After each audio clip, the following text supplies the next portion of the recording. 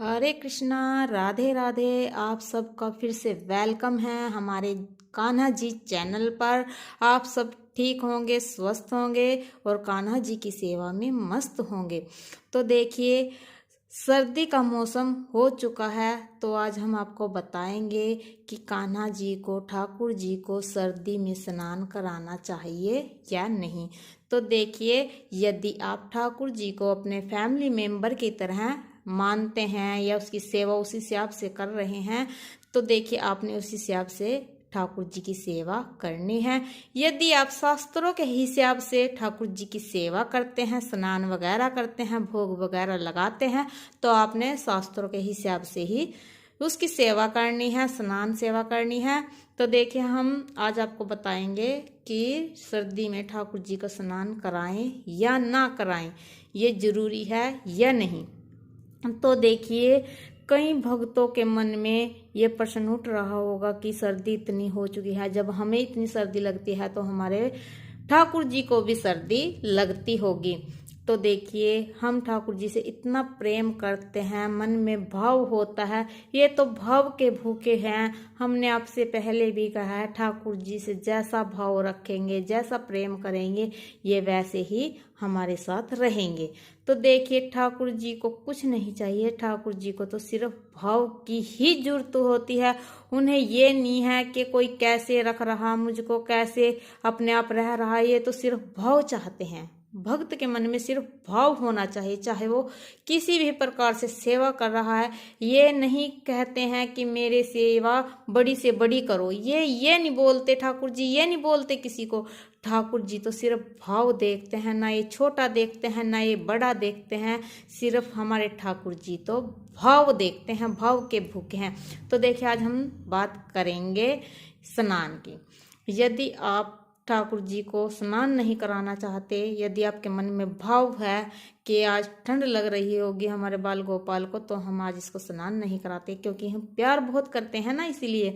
तो देखिए, आपने करना क्या है, आपने एक बर्तन लेना है, जो बर्तन स्वस्थ हो, मतलब कि जिसमें आप ठाकुर जी को स्नान कराते हैं, वो बर्तन ले लेना है। उस बर्तन में आपने गुनगुना पानी लेना है, ठंडा तो नहीं लेना, गुनगुना लेना है। उसमें आप यमुना जल मिला सकते हैं, गंगा जल मिला सकते हैं। अगर आपके पास दोनों ही नहीं है तो आप उसमें ब्रिज की माटी भी मिला सकते हैं।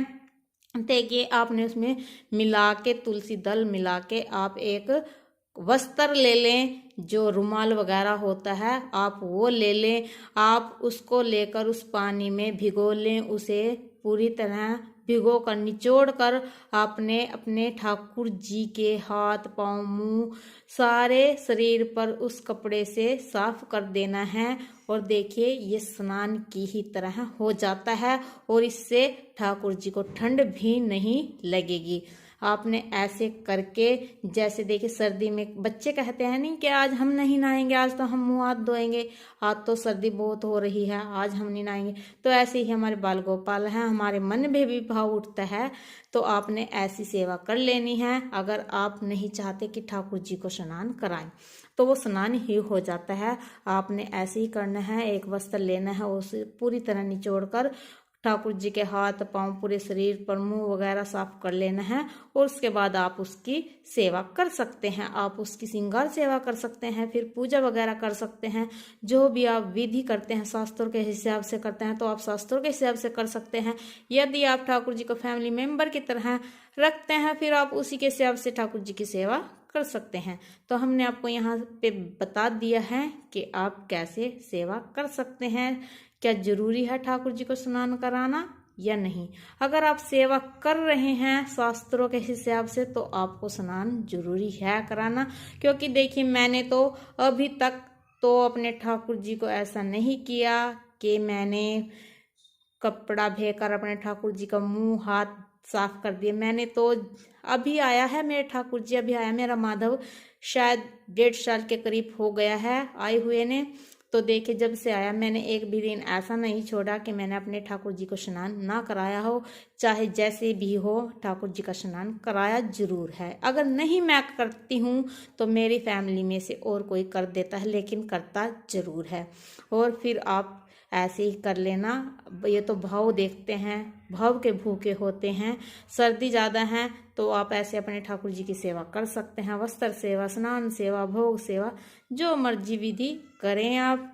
तो अगर आपको वीडियो अच्छी लगी हो तो लाइक करना, शेयर करना, कमेंट करना। राधे राधे, जय श्री कृष्ण।